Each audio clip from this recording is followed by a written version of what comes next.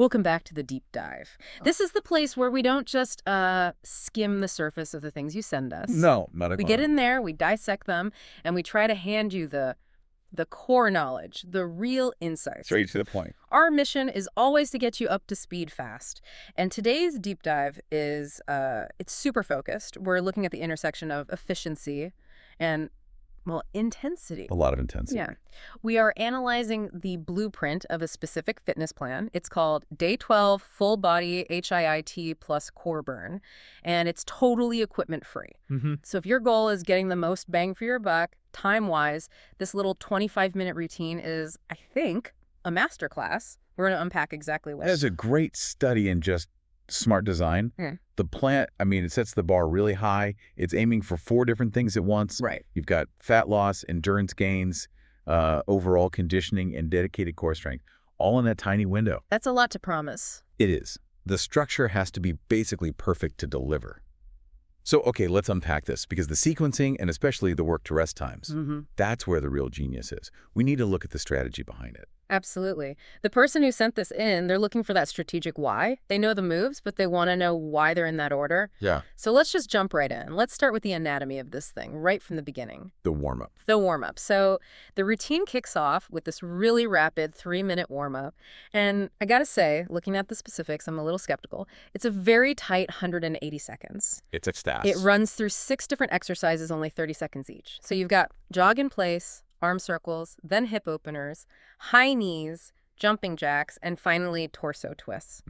I see the high knees and jumping jacks, you know, to get the heart rate up. But the mobility stuff, like the hip openers and twists, and it feels so compressed. Is 3 minutes actually enough to prepare you for the violence of what's coming next? I mean, burpees are right around the corner. No. Yeah, that's a really important question. And it speaks directly to the whole philosophy of high-intensity interval training. Okay. What's so fascinating here is this is not your traditional long, slow warm-up at all. It's really more of an activation phase. Activation? Exactly. The designers aren't trying to get you into a deep, static stretch. That could actually kind of dull the nervous system right before you need it to be explosive. Instead, what they're doing is prioritizing a really quick activation of the sympathetic nervous His system. fight-or-flight system. Right, and getting immediate functional mobility. See how it shifts from, you know, high cadence stuff like jog in place and high knees, and then moves right into that targeted mobility work. The hip openers, the torso twists. You're not wasting any time. That quick 30-second switch means no single muscle group gets too tired, but every major joint gets, well, lubricated and ready to move. Okay, that makes sense. It just maximizes the rise in core temp and blood flow that you're going to need for the HIIT circuit. It's an efficiency hack, really, for metabolic readiness. So it's a trade-off. You're sacrificing like a deep, long stretch for just rapid neurological and cardio readiness. Precisely. That makes perfect sense because next up is the main event. We're heading right into the core engine of this whole thing. The full-body HIIT circuit. Okay, this is where it gets really fascinating, especially when you think about that promise of fat loss and endurance at the same time. So this core engine, it's a classic HIIT structure. You repeat it for 3 full rounds. And the defining characteristic, it's that relentless ratio. 40 seconds of work, then just 20 seconds of rest. Yeah. That's a 2-to-1 work-to-rest dynamic. It's incredibly demanding. So why that? Why 40.20 instead of, I don't know, a more balanced 30.30? What's that specific ratio targeting? That 40.20 ratio is absolutely the key to that fat loss goal. When you push hard for 40 seconds, you're burning through your immediate energy reserves. You're forcing the body anaerobic. Okay. And that 20 seconds of rest, it's just not enough time to fully recover, not even close. And that strategic, incomplete recovery, it creates this massive metabolic stress. It's directly targeting what people call the afterburn effect, or EPTC. By keeping the recovery so short, you keep the heart rate way up, you raise the body's oxygen debt, and that means you keep burning calories at a higher rate long after you're done. So that's the engine for fat loss. That is the engine. That's a shark insight. Okay, so let's break down the 5 exercises in the circuit because the order has to be just as important as the timing. Oh, absolutely. They didn't just throw the hardest moves in a blender. They designed a cycle that alternates the demands on the body. Okay, starting with number 1, the May. I guess the undisputed champion of bodyweight exercises. Burpees. The one everyone loves to hate. Right. The source material calls it the primary total body fat burning move. designed specifically to spike your heart rate. Exactly. And then right after that huge cardiovascular blast, the focus shifts. We go to lower body power with jump squats. Ah, okay. This one directly hits the quads and glutes. It uses that explosive element to improve your fast twitch muscle fibers. So you go right from cardio endurance to power output. Now, this is where the sequence gets really interesting to me. We then shift again to the upper body, but it's got this tricky stability component, the push-up to shoulder tap. A great move. It engages the chest and shoulders, sure, but the key benefit listed is core stability. For someone listening, what exactly is core stability and why put it here so early in the circuit? That's a crucial point. Core stability in this context it's the ability of your midsection, your deep abs and obliques, to resist unwanted movement. Specifically, to resist rotation while your arms and legs are moving. When you lift one hand up for that shoulder tap, your whole body wants to twist. So the push-up to shoulder tap forces an anti-rotational effort. It demands serious work from your hips and your core to keep your spine straight. And placing it early when your core is still pretty fresh. Yeah. It ensures you can focus on good form, on control. You're building that stability foundation that you're going to need for all the explosive stuff that comes later. Which brings us right back to pure cardio, but with a serious core element baked in. Mountain climbers. And they specify fast. Oh, yeah. Speed is key there. It feels like a brilliant choice, really. It serves a dual purpose. It keeps that high-intensity cardio going, but it's also a killer core workout at the same time. Precisely. Fast mountain climbers, they just don't let your heart rate drop. So if you look at the design so far, we've hit total body cardio. With the burpees. Explosive lower body. Jump squats. And then stabilizing core and upper body. And now we're right back to pure metabolic demand. That's how you get full body conditioning. Yeah. By constantly switching things up. Okay, so finally, we wrap up the round with reverse lunges. This move is listed as being for lower body strength, but also balance control. Yeah, I can't really rush this one. No, you can't. Form is everything. I do wonder, though, putting a slower, more controlled move like a lunge at the very end of this high-speed circuit, is that the most efficient choice when the goal is just maxing out your cardio? See, the efficiency here is holistic. It's not just about your cardiovascular system. Okay. The designers are making sure the body stays balanced.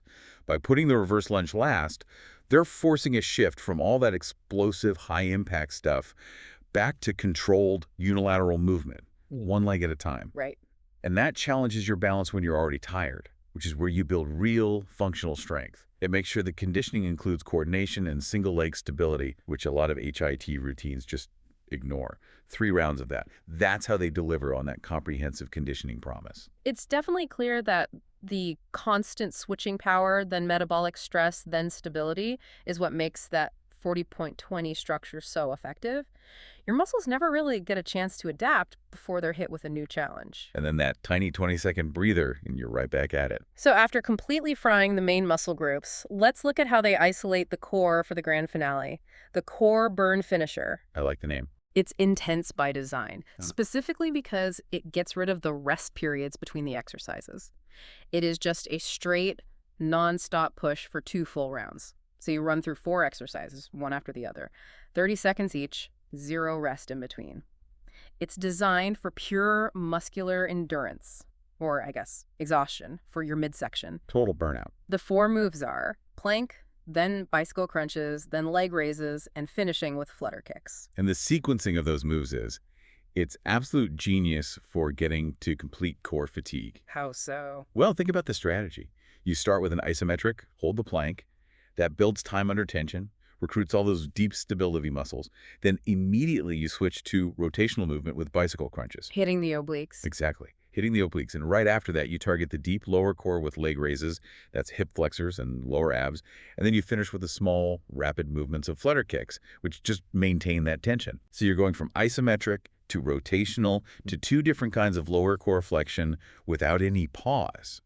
You're guaranteeing that the entire midsection, from the muscles you can see to the deep ones you can't, is just maximally taxed. So the lack of rest is the key ingredient for that burn. But I did notice there's a crucial break strategy that comes right after that block. Yes. They don't just throw you right back into the second round. Exactly. After you finish that brutal 2-minute set, the user gets a full 1-minute rest before they start the second round. A whole minute. That seems generous after all that. It does, but it's very strategic. Yeah. Why 60 seconds? Why not 30 or 45? That 60-second recovery is designed for one thing: maximum final exertion. Because that first block was done with no rest, your core muscles are incredibly fatigued. That 1-minute break gives you just enough time to clear out some metabolic waste and restore a little bit of energy. Just enough to go again. Just enough to allow for another near maximal effort. It's a calculated choice to make sure that final round is still effective and not just, a sloppy, injury-prone mess. Planned recovery for planned intensity. Makes sense. And speaking of recovery, we have to look at the final phase. After all that, we transition into the 3-minute cool down and stretch. Which is absolutely critical. Restoration, right. It's the body's big off-ramp. Yeah. You're shifting from that fight-or-flight sympathetic state back to the rest and digest parasympathetic state. And this cool down isn't just random stretching. It's a systematic lengthening of the big muscle groups you just hammered. Yeah. The phase has 5 distinct parts, all with timed durations. It starts with the legs, systematically, a hamstring stretch for 30 seconds, and then a quad stretch for 30 seconds. Makes sense. Loosening up the engine. Yep. And then it moves up the body to the upper body and back, which is so important after moves like burpees and push-ups. You get a chest opener for 30 seconds, then the cobra stretch for your spine, also for 30. Bringing the body back down, step by step. And the final hold, which is the longest, is the child's pose. And that's held for a full minute. Double the time of the others. That seems pretty significant. It is. The child's pose is the restorative anchor of the whole routine. Gives you passive spinal decompression, and, more importantly, it encourages deep, mindful breathing. Yeah. And that's the final signal to the nervous system to just relax and start the repair process. Doubling the time there really emphasizes that transition from work to active recovery. So we've pretty thoroughly dissected this incredibly efficient plan. And what we've learned is that those big goals, fat loss, endurance, conditioning, core strength, they're all met through this very precise recipe. A rapid warm-up, that punishing 40-20 ratio, the smart sequencing of moves, and that uncompromising core finisher. And the big takeaway here for you, the learner, should be really clear. The true power of this routine is in that smart, integrated focus on core stability, on anti-rotation. Right. You need that when you're doing these complex, equipment-free moves. This plan doesn't just exhaust you, it systematically conditions your body from the center outward. It leverages that oxygen debt to maximize your return on investment. It really is smart design. It takes the big limitation zero equipment and actually turns it into a strength. It forces you to use these complex movements that demand constant stabilization from your own body. And that leads us to a final provocative thought for you to consider. Okay. Given how crucial we've said core stability is, Yeah. and we know they established that foundation early with the push-up to shoulder tap, what if the designers wanted to truly test that stability? Would the workout be more effective if they had placed a really challenging unilateral move like the reverse lunge right after the second round of high-intensity mountain climbers when your core fatigue is already hitting its absolute peak? Wow. Just something to mull over until next time.